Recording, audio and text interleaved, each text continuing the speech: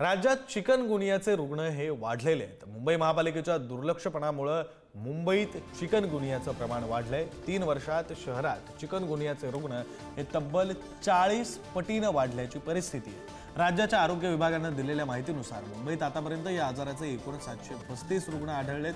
गेल्या 6 वर्षांच्या तुलनेत सर्वाधिक 5757 रुग्ण हे 2024 या वर्षात आढळले। त्यात पहिल्या क्रमांकावर नागपूर शहर आहे तर दुसऱ्या क्रमांकावर मुंबई आहे। यंदा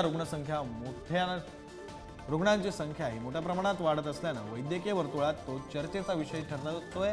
तर 1 जानेवारी 2024 ते 31 डिसेंबर 2024 या दरम्यान मुंबईत 735 रुग्णांची नोंद झाली आहे। नागपूर आणि पुण्यानंतर मुंबईत रुग्णसंख्या वाढलेली दिसते।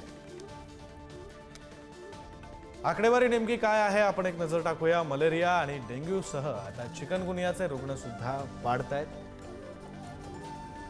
मुंबईत 2024 या वर्षात चिकनगुनियाचे एकूण 735 रुग्ण आढळून आले। नागपुरात सर्वाधिक 1088 रुग्ण आढळलेत